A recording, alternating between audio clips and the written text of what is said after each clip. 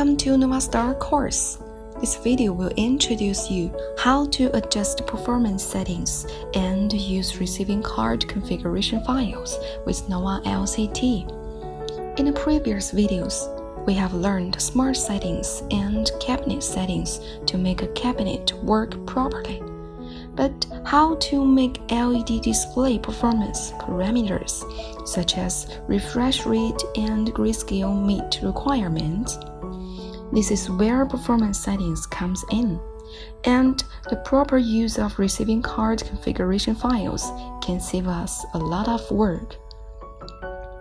The purpose of performance settings is to allow an LED display to present optimal visual performance while maintaining stable working condition. A receiving card configuration file is a file that saves receiving card configuration parameters.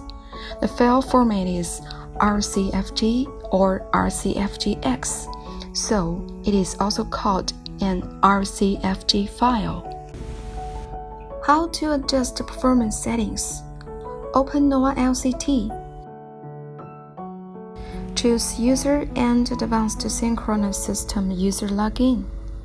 Enter the default password admin. Click Login.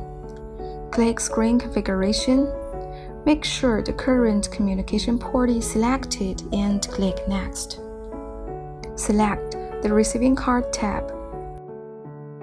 Parameters displayed in the Performance Settings area vary according to the driver chip of the module.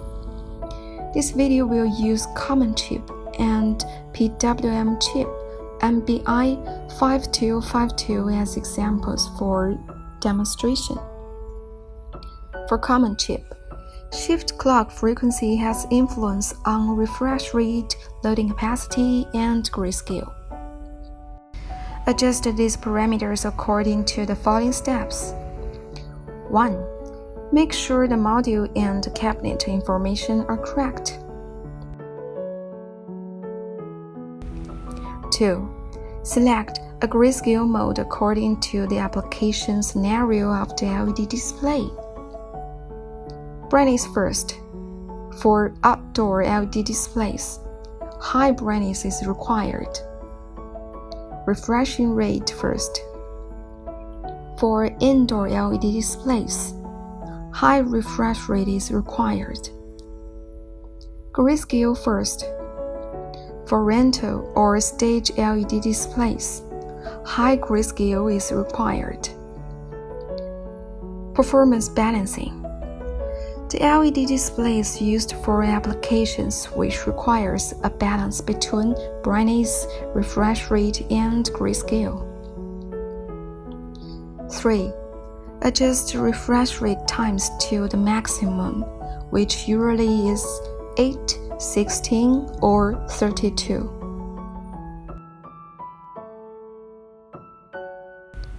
4. Adjust refresh rate to the value required by the customer, which usually is 1920 or 3840. 5. Adjust grayscale level to the value required by the customer. For example, normal 16384 refers to a 14-bit grayscale, and normal 32768 refers to a 15-bit grayscale. 6. If the cabinet resolution exceeds the loading capacity of the receiving card, increase shift clock frequency or decrease refresh rate and grayscale level. After the loading capacity is increased by increasing shift clock frequency, click Send to Receiving Card. Select all receiving cards and click Send. Then, check whether the display is normal. If the display is abnormal, it indicates that the shift clock frequency has exceeds the limit of the module. Decrease shift clock frequency or decrease refresh rate and grayscale level. Keep trying until the display of the cabinet is normal. Please note: 1. As long as loading capacity, refresh rate, and grayscale are in balance, the lower the shift clock frequency, the better the display stability will be. 2. The performance parameters value of different cabinets may vary. Parameters values shown in this video are only for demonstration purpose. 7. When the display is normal and stable, click Save. Other parameters such as row blanking time, ghost control ending time, and line changing time are used to fix screen ghosting. Phase precision is used to fix mismatching and flashing pixels. Low grayscale compensation is used for fixed problems that some driver chips with narrow pulse width cannot respond correctly. Parameters for PWM chip displayed in the performance settings area are different. T-clock frequency has influence on loading capacity. G-clock frequency affects refresh rate and grayscale level. Here, we will use MBI 5252 as an example to show the adjustment. 1. Adjust T-clock to make the loading capacity of receiving card slightly larger than the cabinet resolution.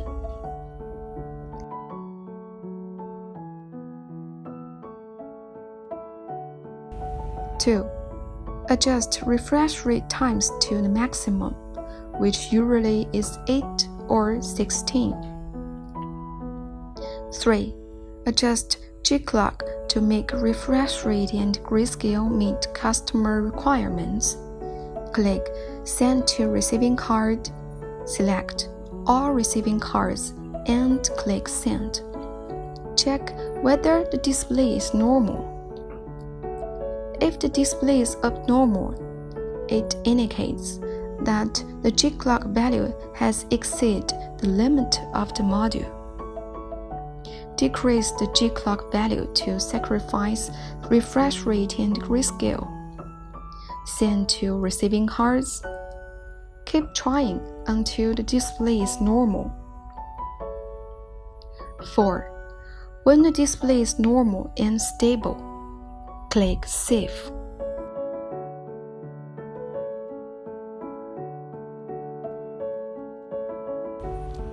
Other parameters such as row blanking time, ghost control ending time, and line changing time are used to fix screen ghosting. D-clock phase and G-clock phase are used to fix mismatching and flashing pixels.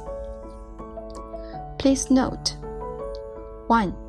Shift clock frequencies and G-clock frequencies greater than 20.8 are not recommended. 2. Performance parameters need to be adjusted several times until the display is normal and stable. How to use RCFG files. Receiving card configuration file. 1. Click Save to File to save the current parameter settings and create a new RCFG file.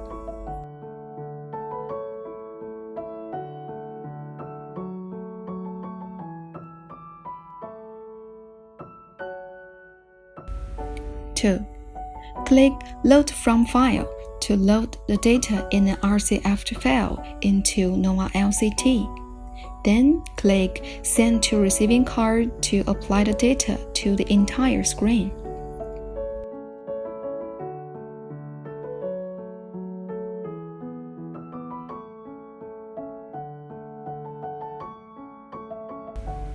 Three. Click Read from Receiving Card to read back parameters from a receiving card to NovaLCT. For example, the first receiving card is connected to the first Ethernet port of the first sending card.